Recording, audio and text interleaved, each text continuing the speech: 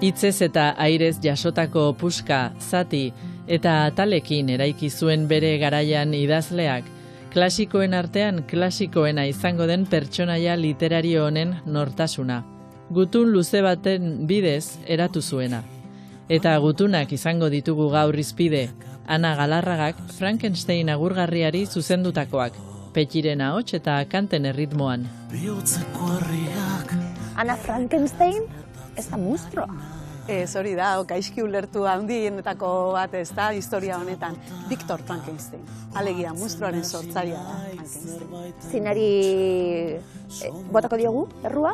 200 urte eta gero danok pentsatzi Frankenstein monstrua da. Bai, bueno, ez da errua, gainea ulertzeko ere bada, zinemak badauka gaitasun hori ez, gure garunetara hor iristeko eta uzteko grabatuta.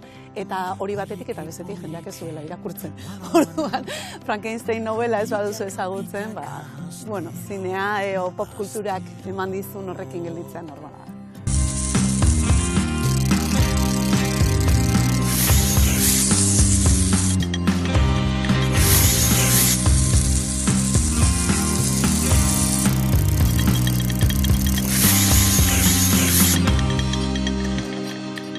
Emanaldi batetik, disko liburu bat, dakarzue, Petik eta Bizok, apurtxu bete Frankenstein, bueno, 200 urte baino gehiago, bete dira, Mariselik Frankenstein liburua, kaleratu zuenetik, emakume moduan, hitz egingo dugu horri buruz du, hasieran, bueno, gizonaren laguntzarekin eta bar, 200 urte eta gero, Ana, zer dauka komunean oraindik, histori horrek, balio dizuena, gaur egungo begiradatik, bueno, testu inguruan jartzea, zer dagoen gertatzen gure inguruen?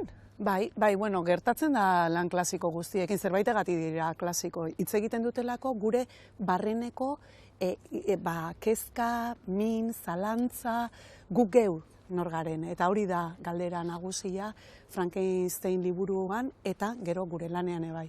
Nor da monstrua, ez? Nork izendatzen du zein den monstruo, zergatik?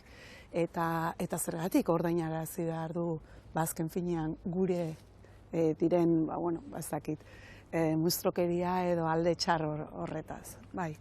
Hori batetik eta gero bestetik zientziaren ikuspegitik ere ikusten da liburuan, eta hori da gainera abia puntua, zientziaren mugak nun dauden jakin nahi ditu eta jainkoa izatea jolasteak zer arrisku dakartzan. Eta hori gaur egun, puri-purian dago, adimen artifizialaren ametxe daukagu, eta azkenean da baita, nor da erantzule, aurrera pen deitzen diogun hauen ondorioena.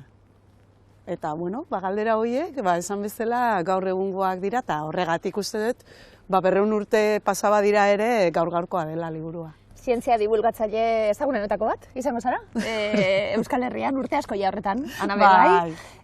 Zientziaren bitartez, guztia ulertu daiteke bai, askotan esaten dugunien, kultura, zientzia, dikotomia hori egiten danien, da guztia bat danien, zelan ulertzen zuzuk, hau? Bai, nik uste dut, kultura zientifikoa da kulturaren parte. Eta zientzia da giza jarduera bat, beraz, gizarteaz ere hitz egiten du eta gizarteari. Eta uste dut danoi ere interesatzen zaigula, orduan, pixkat espiritu kritiko hori izatea, ez jakitea kuantikaz, baina bai kuantikak zertan eragiten digun, eta, non egon daitezken lehen esan duguna, ez mugak eta norentzako izan behar duten onurak, nork erabakitzen duen zer ikertzen da, hori guztia, bada danon ardura, ez bakarrik zintzelariena.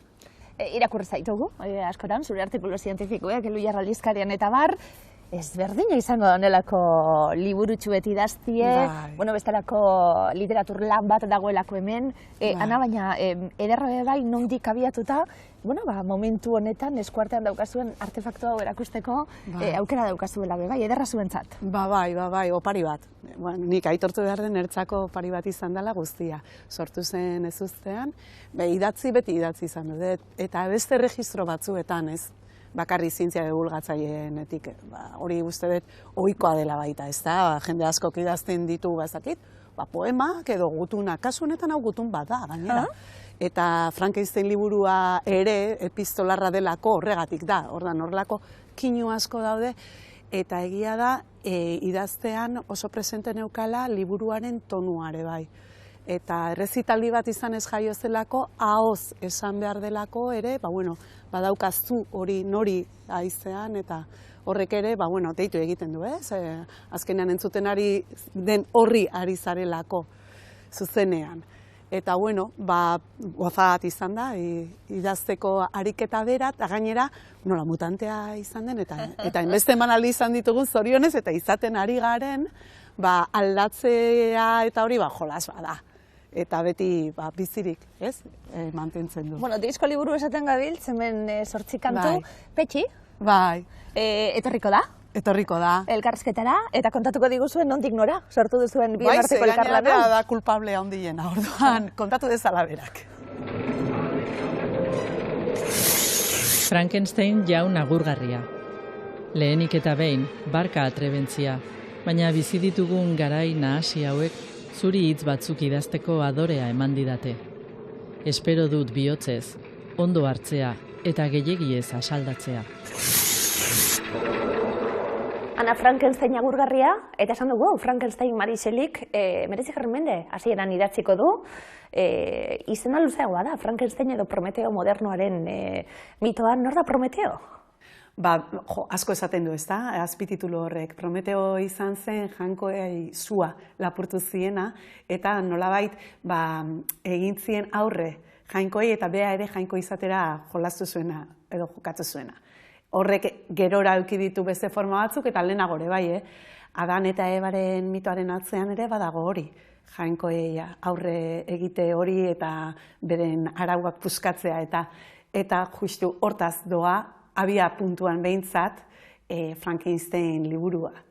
Nola, hildakoetatik bizia sortzen duen Victor Frankenstein doktoreak. Testuingurua eta romantizismoaren barruan, Lord Byronen gazteluan hasiko da joku hau, eta bertan hasiko da idazketa prozesua, baina apurtxuet Mary Shelley kontutan izan da, terroria eta romantizismo horren barruan, baina zientzia fikziozko, lehen liburua Frankenstein dela, esaten da.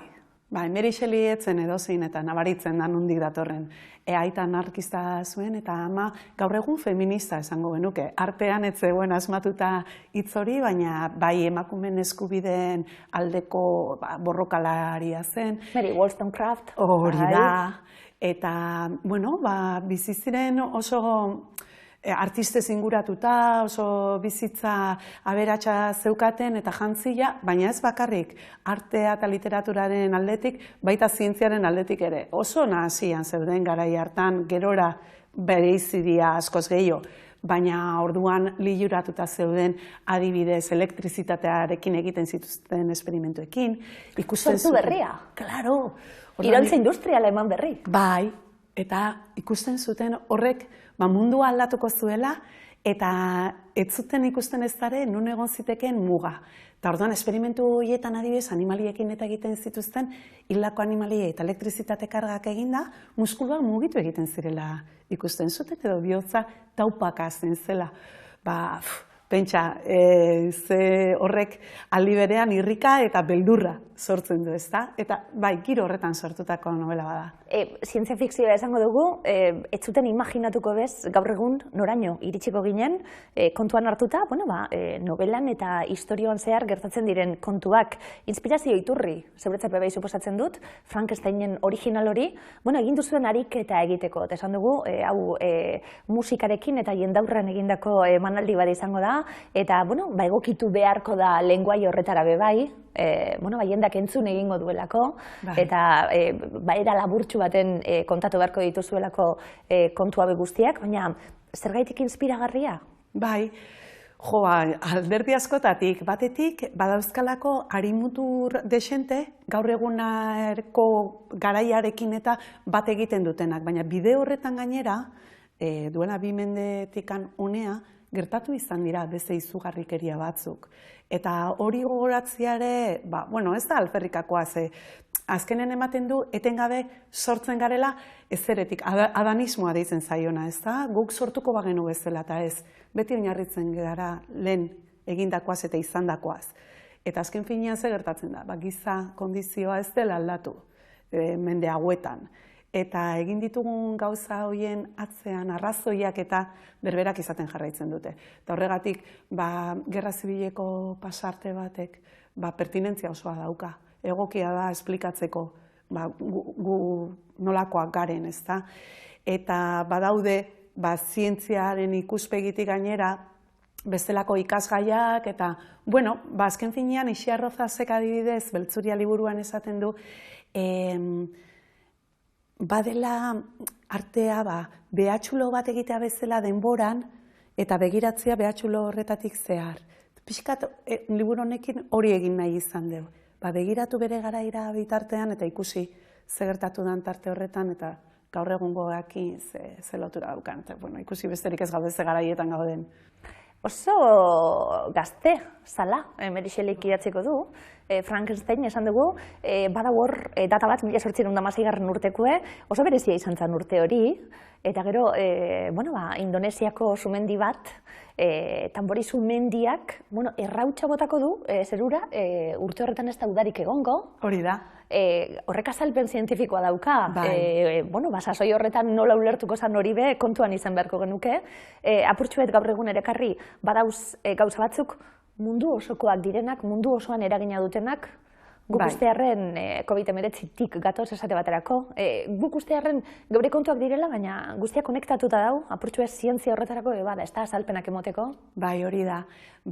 Esan dezun bezala, sortzeko garai hartan, zer ikusi handia izan zuen, udarik ez zutela izan, eta azkenean horre behartu zituen, barruan egotera eta ez aspertzeko, horlako jolasak asmatzen zituzten. Eta, klaro, ez zekitela, zergatik ez zegoen uda, eta zer ikusi zeukan horretan, Indonesian, ez da lertutako sumendi ark. Horrelako gauzek aldatzen dute historia, eta COVID-19an sortutako historia bada, eta horrek ere badauka beste irakurketa bat hor. Bada holako Brigitte Despentesek egindako hitzaldi bat, orduan entzun genuenean, uste dut, bigarren itxialdean ginela, Frantzian behintzatala zen, bigarrena hemen ez dakit, eta aipatzen du, ez, nola zarreman daukan horrek boterearekin eta beldurraren erabilerarekin jarraitzen du horrek egunerokotasuna izaten, nahiz eta orain ez den birus bat aitzakia, baina, horrek erakusten du, ez da, benetan gure barruan daudela munstro izendatzeko behar horiek eta. Liburua Frankenstein, zeri buruzkoa dela, esangotzen nuke. Azkenien ikusten delako historio bat ala, ez da?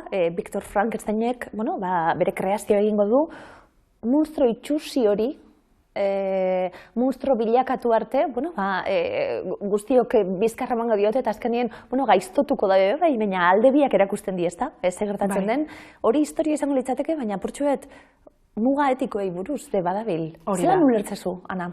Hor batez ere, nik uste galdera muinean dagoena da, nor da erantzulea, kreazio bat egin duzunean, eta gertatzen direnean, zuk espero ez dituzunak. Horren ardura, Victor Frankensteinek ez du bere gain hartu nahi, baina aldi berean ikusten du, erantzulea bera dela, orduan munstroa zuntxitu egin behar du. Eta, pertsekuzioa bilakatzen da gerora, ez da, zuk esan bezala, egiten dituen gaiztakeriak dira, alabearrez edo, nola baztertua den, eta, horre badauka baitaren moraletik asko, bere garaiko morala ere ikusi berko genuke, baina gaur egun ere bizi gara era bat, horrela pentsamendu horrekin baita, ez da, klaro, eski kanpoti datozen, nahi lagunden berdio, eta gaiztoa bidea da, guk horrela ikusten ditugulako eta bilakatzen ditugulako, hori baino askoz ere konplexuagoa da, ez, pixka manikeista eta instrumentala ere bada, pentsatzeko modu hori. Ematen du horri buruz pentsatzeko aukerare bai. Hau zabalik geratuko zen, klonazioaren kontuarekin esate baterako? Berak izan baldu tresna hori, bere munstro egiterako momentuan? Bai, hori da. Eta beste hainbat, aurrerapen deitzen diogunak ikusi behar dela zenbateraino diren aurrerapen, horregatik, askotan albondorioak ezin ditugulako neurtu, eta batez ere, kasu askotan ez direlako ez da etikoak ez daudelako denen eskura. Onurak. Onuragarriak direnean, baitare zenbateraino da zilegi olako inbertsioak eta dirutzak eta denborak eta erabiltzia gero gutxi batzuk bakarrik ateratzeko horren probetxua. horrelako galderak ere, egin beharko genizkiako gure buruari. Baina batez ere hori, nor bilakatzen dugun monstro eta ze beharra daukagun bestea izendatzeko, adibidez, gaur egun ez da transen kontuarekin eta legeak eta dana daude kontra egiteko, leheno emandako aurrera pausoak, berriro ere atzera egiteko. Badago atal oso bat, gaur egungo munstroak nortzuk izan daitezkeen izendatzeko. Beri edo munstroren bat, baina horrela egituratuta gaudelako. Behar ditugu munstroak, behar ditugu gure tokian lasai egoteko eta arauak normaltzat hartzeko edo normalizatzeko. Bestela ez gen nuke hain erraz onartuko igual zenbait arau, ez da? Bildurraren bitartez, pixkat behartuta gaude arau horiek betetzea. Eta gizarte bakoitza garai bakoitzean jartzen ditu bere arauak. Aukeratu duten liburua, gure irakurle talde batek irakurri eta komentatu daben Arrain hezur bat Eztarrian. Da, Olatz Mitxelenan liburua. 10 narrazio edo ipuinek osatutako liburua da. Danak ezberdinak, danak oso interesgarriak eta gehien bat hasi zaren leku horretan itxiko ez aitzuenak sekula be. Bakarrik irakurtzea, plazarranditzen moten daben ekintza bat da, eta irakurketa horrek partekatzia bibliotekak eskaintzen dabien irakurle taldetan gehigarri bat berez asko aberazten dabena, eta hemendik gomendatzen dutzuetena. Bueno, zerrekitu horiek, Ana, zuk urte askotatik ona lantzen dituzun gaiak, bestelako ikusgarritasun bategaz azaltzeko, bestak beste, emakumeak non daude, ezta? Emakumeak zientzian askotan hitz egiten duzuna, baina emakumeen posizio esate baterako, eta Mary Shelley bada salbuespena, esango dugu? Da salbuespena alderdi askotatik, baina, klaro, garaiare hola tokatu zitzaien eta, klase sozialak ere ezin ditugu ahaztu. Bera, zeukan bizimodua, gero egia da, etzula bain ere aberatsa izatea lortu edo lasaitasunez bizitzerik izan. Baina bai zeukan gizartean maila bat, eskura jartzen zizkiona, bestela ezagutuko lituzken toki, pentsamendu eta pertsonakin. Eta alde horretatik, bai aprobetxatuzun altzuen guztia beretik egiteko eta aurre egiteko arau hoiei, ez da? Beraiek ere hain gainean zituztela, baina esan duguna, etzetorren ez dara edozein etxetatik, orduan, bai, salbuespen handia izan zen.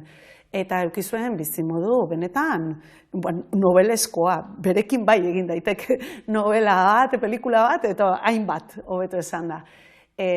Asko sufritu zuen, asko. Eukizituen abortu guztiengatik, Percy Shelley bere senarra izango zana, aurrena senarra izan zedin, gero gaina gazterik hiltzen beti bakarrik bukatzen zuen, eta hil zen gazterik eta gaizki. Orduan, bai, pertsonaia erakargarria. Munstro guztiei eskainita dago, gero aipu oso interesgarriak bai.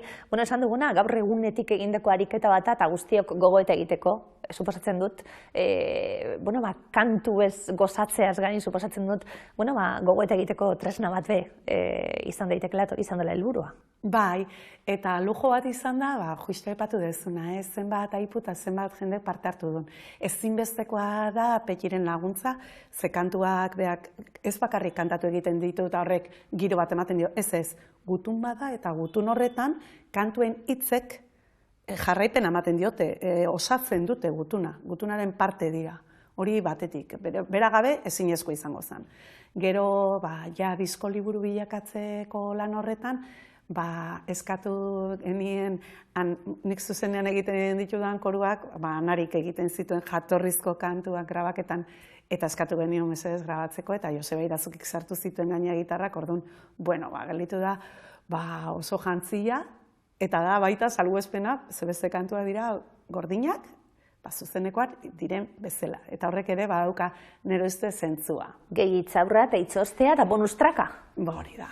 Eta hitzaurrea Mariluz Estebani eskatu nion, bera etorri zelako emanalditako batera, justu San Franciscon izan zen Bilbon, nun munstroak ikusten dituzun segun ze begirekin begiratzen dezun, eta komentario oso aberasgarriak eta egin zizkidan, eta esan, bueno, idatziko balu, eta, bueno, eskuzabaltasun oso esan zuen baiet, eta ze esan, nire nagurmeaderen eskuzabaltasunari buruz dano dakigu, nolakoa, beti baiezko ematen du, eta epilogo, bueno, unkigarria, eta literatur maialdetik, hori, hain jasoa, ez dakit, da gauza bat, horregatik bakarria. Esan dugu aitzakita hartuko dugula, Ana gauza askori buruz hitz egiteko, eta gaur egungo gaixotasunak, gaur egungo hauskortasunak, gaur egungo munstroak, bihotza azalien, esan dugu, ze irudi polita dan bebai, badaukana, bere garrantzia noski, bihotzen kontua, gerra zibila aipatu didazulako, baina, bueno, garrantzitsua da bebai, historia oso polita da bebai. Bai, eta bihotza azaltzen da, behin baino gehiotan, bada, bueno, balio simbolikoa dano dakigu, ez da? Bihotz bat ez da organo hutsa, eta hori ere esaten du, bueno, orgutunean. Baina azaltzen da bihotza behin baino gehiagotan, eta zuk aipatzen duzun pasarte horretan, gerra zibilean, bueno, badago La Pedraja izeneko herri bat, herri guztiko gizon denak akatu zituzten eta bota zituzten hobi komun batean, beraiek zulatu zutena, beste leku askotan eginarazi zieten bezala. Eta horra azaldu zen gero 2010ean Arantzadikoa joan zirenean desobiratzeak eta egitera, garunak topatu zituzten garezurrean barruan kontserbatuta, saponifikazioa deitzen zaion prozesu kimiko bategatik, eta hori beste leku batzutan ere gertatu da, gerra zibilean, adibidez, Guadalajaran, Sevillan, topatu dituzte, garezurren barruan horrelako garunak. Azalpen zientifiko dauka, baina mirari bat abe bai, garuna, usteldu barik egotea. Bai, bueno, eta zerbait harrigarria. Baina are mirarizkoagoa da, eta hori bai ez dela beste inun topatu, da bihotz bat azaldatzen baita ere, prozesu berberaz kontserbatuta. Eta hori kontatu zidan forentsak berak, zuzendu zuena ikerketa, eta nola unkitu egiten zen kontatzean, ze ezagutu zuen familia, mutil horren, gazte bat zen, klaro, eta mutil gaztearen bihotza zelatan kontserbatu zen, ikusten da, horren garrantzi eta dimensio espirituala, desde luego, ez da kontu fisiko-kimiko batian geratzen. Familia azaldu zienian eta gero neri kontatzean eta ikusten zen horratzean humanismo izugarri bat. Landu zenduen gai bat izan zen, baina ekarri duzu. Hori da. Bestelako dimentsio poetiko batekin hau kontatuta. Bai, karo, gauza bakoitza dauka bere hizkuntza, ez da? Mary Shelley bazan, bihotz zale? Bai, Mary Shelley, bai.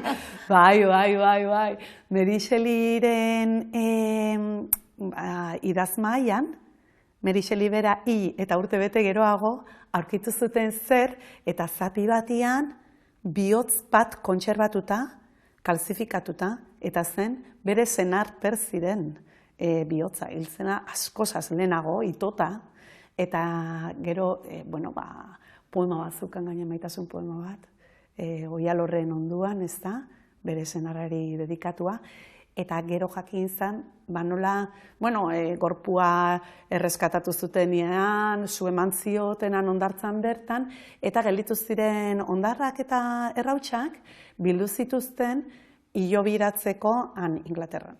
Eta, bide horretan, bihotza desagertu egin zen, hori inorretzan konturatu nun bai, eta itxura danez. Ikusten danez, Merik berak gorde zuen, eta kalzifikatua egotearen arrazoia badirudi dela tuberkulosia zeukalako oso aurreratua, eta gaixotasun horrek sortzen ditu kalzifikazioak, eta horregatik gelditu zen karbonizatuta ikatz zati bat bezala. Bizitza aldatu edan liburua da Un mago de Terramar, Ursula K. Le Guinena. Auzoko liburu dendan erosten dituen liburuak txikitatik, danik existitzen ez den liburu denda batean, Polifemo izenekoan, eta liburu saltzaileak gomendatu zidan liburu hau, 12-13 urte nituenean. Liburua oso gustora irakurri nuen, eta nola baita hasi nintzen sartzen liburu horri eskedez, heldutasunaren irakurketetan, eta bestetik pizgarria izan zen niretzat idazteko orduan, garai hartan idazten dituen istoriotan, nire protagonistak deitzen ziren Un mago de Terramarreko protagonistak bezala, adibidez Jez, eta nolabait pentsatzen dut liburu horri esker naizela gaur egun ere idazlea.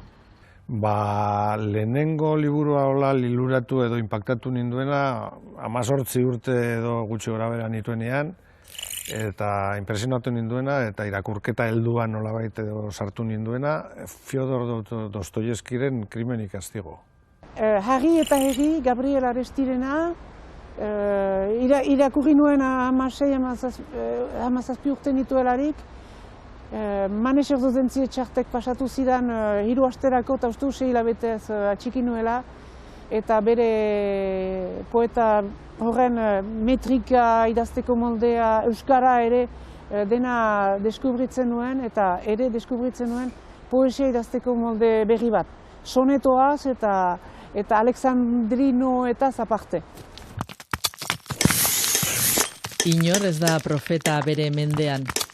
Berriz etorri naiz pentsamendura. Eta Andre alabarik ez banu, pozik hilen nintzateke, ene esanak kontsidera litzan Euskal Herriak. Petxi disko liburua, eta diskoan, zeuentzun gai? Zeuen eskolana izan da? Bizok lagunek, aspalditik. Bai, ni fana, laguna baino lehenu fana, eta gero laguna. Fana eta laguntzen, kristona laguntzen dit ere, bai webguneakin, eta bai kontzertutan, eta azkenean, bai, lagunak eta lagun lana dela nabari da, azken finean, ez? Piskat, saiatu garena da, hori egiten berak testua egin du, nik kantuak jarri, baino berak ere kantuak ezautzen zituen testua egiterakoan, eta piskat nabari da hori dena batera dagoela bai.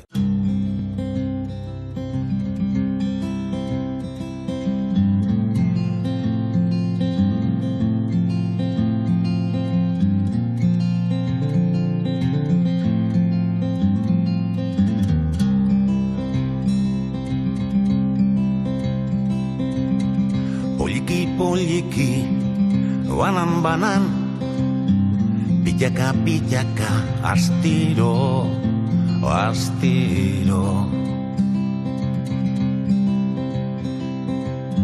Bihotzeko harriak errekarat botatzen ari naiz.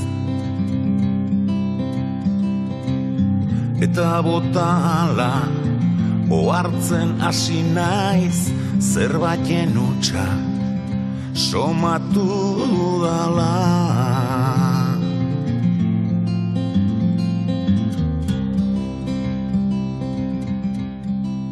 Nola sortu zenuen testua, Ana, esan didazulako COVID-19 sasoia zuretzat izan zala, eta batera bizi izan genuen, hau, handik eta hemendik divulgazio egiten, negazionismoren aurka egiten, horrek segurazki, eta orain urte batzu pasata segurazki itzein alda, kostu pertsonal horrekin bebai, eta karga horrekin bebai, Ana, eta purtsuet Petxiren musika bat entzuten? Bai, ikaragarri lagundu zian, eta horregatik, kostu pertsonala, segurazko konparatuta medikoeko urgentzitan zeudenakin eta zer ez, zarretxetako langileekin, eta, uste dut bakoitzari tokatzen zitzaigula algendun lekutik egitea algendun guztia, nire kasuan esplikatzeko gertatzen ari zena eta laguntzeko, igual idea batzuk, nola babestu zure burua eta nola lagundu ingurukoei. Komunikabideotan lana egiten zenutenak ere, nahiko lana izango zenuten, jakiteko ahotsa zein eman, jarri fokua, hori ere zen. Manipulazio estrategiatan ez, erortzeko. Bai, horregatik. Uste, danona izan zela, igual batzuok ikusgarriagoa ginean, baina ez, jende asko keukizun, koste pertsonal seguru handiagoare bai. Eta nik eukin mentaja handiena da, privilegiozko egoera tokatu zaidala etxian eta, danak ez daukate, ez da, zure txokua lana egiteko eta familian ondo inguratuta egotea eta gainera eskura Petiren musika orduntxe atera berria zeukala manipulazio estrategiak diskua, liburuz inguratuta etxean dazkadalako beste hainbat eta tartean Frankenstein, eta hortik etorri izan. Bizitzen ari ginena, irakurtzen ari nintzen eta entzuten nuena, lotuta ikusten dituelako, eta behar nunik beste tonu batean idatzi, beste zerbait egin sortu, beste dudigabe. Frankenstein berri irakurtzen hasten zarelako, zeure disko entzuten manipulazio estrategiena, Chomsky bialdu, halare. Bidale genion, eta gustatu zitzaion. Bai, erantzun zigun eta gustatu zitzaion. Ze ona. Musikazale amorratua ez omen da, baina Bai, manipulazio estrategia bidale genion, Itzia Arrakaren bitartez. Bai, berak egin zuen tesia Chomskyren zuzendaritzapean. Eta orduan zubi lana egintzun eta jaso genuen erantzuna ere. Baina zederra hortik bai, esaten zabiltzena, orain 200 urteko liburu beti irakurtzen hasi eta berdina da. Beste forma bat, baina berdina da. Frankenstein, Chomsky eta gero, Frankenstein aurbildu zara, Petxi, esaten gabiltzena eta elkarrizketa guztia hortik joan debe bai. Gaur egun, zelan errepikatzen den historia oso ezberdina izan arren. Bai, ez da Frankenstein bakarrik, Orwell ere hor dago, ikustu dugu 84 edo orain gertatzen nahi dena, baina iaia literalki gertatzen nahi da, pixkat, eta orain estatu batuetan gertatzen nahi denarekin. Aberen etxaldea guztiz. Eo hau mundu berria Huxleyren. Bai, azkenean hori ez. Ez da bate ona, egia erran, baina hori da gertatzen dena, eta azkenean egiten duguna azaleratu gertatzen nahi dena. Aurrera begira? Anna? Ez dakit. Aurrera begira, batzutan, testu inguru honetan, ez dutzen garalako esaten gabiltzena, hauskor bilakatzen gara, beldurtzen gara bebai, ikusten dugulako guztia konektatuta dauela, eta, gauzak itxusten ari dira, gauze alde askotatik. Aurrera begira, salbatuko gaitu teknologiak, zientziak pentsatzen den moduen? Ez. Jakintzak? Teknologiak ez gaitu salbatuko, ze teknologiaren atzean gu gaude. Orduan guk pentsamendua salbatuko gaitu eta elkarrekin salbatuko gara, hori seguro. Baten eskutan ez da egongo ez irten bidea eta ez da teknologiaren gatik ere.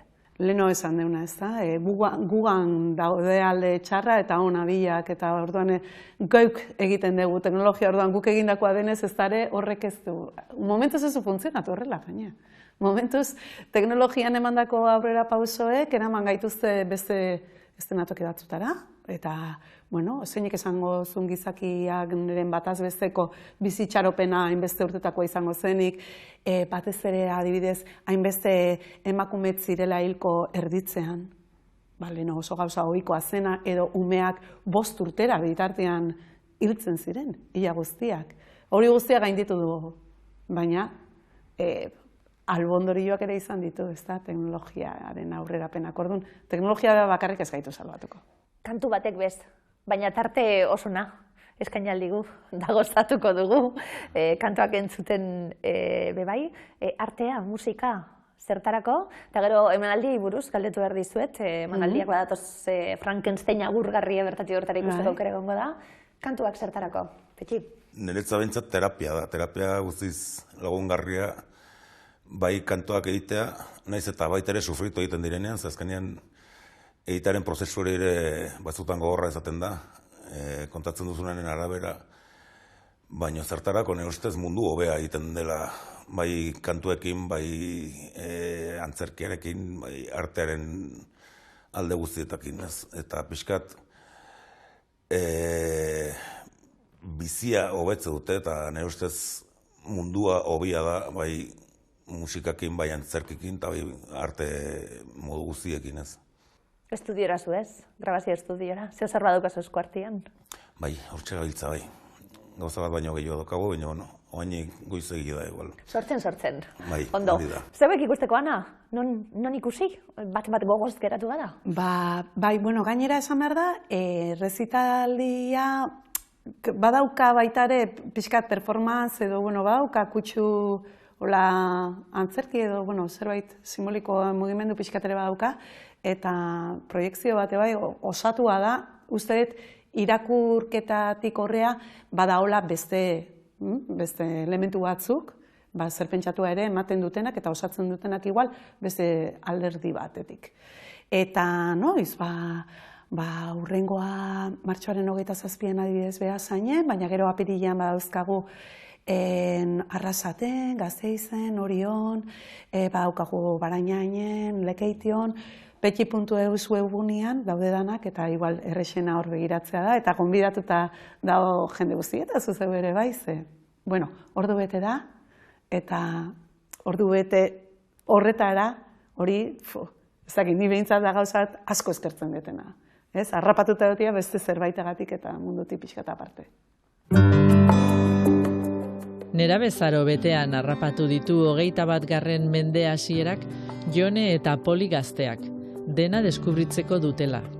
Garaiko giroaren argazki sutsua, hizkuntza aberats zein apurtzaile baten bidez kontatua. 19. mendetik gaurdainoko Jurretako euskaraz idatzitako mota anitzetako testuak biltzen dituen liburua.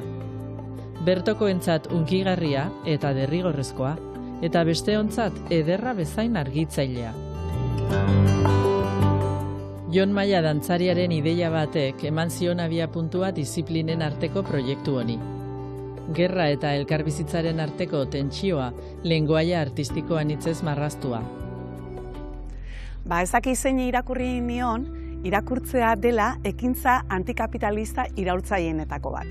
Eta uste den mundu honetan dana hain hasia eta benetan ematen digula gogoa sua pizteko eta hau ja bukatzeko, pentsatu behar ditugula gero zer, bestelako mundu horiek. Eta horretarako da nire ustez iraultzailea irakurtzea. Gure burua eraikitzen laguntzen digulako, pentsatzen duguna zalantzan jartzera bultzatzen gaitu, eta batez ere besteekin eztabaidatzera eta gure ideiak trukatzera. Eta horregatik bat natorre esaldi horrekin, naiz eta ezakidan norena den eta hemendik nire aitortza.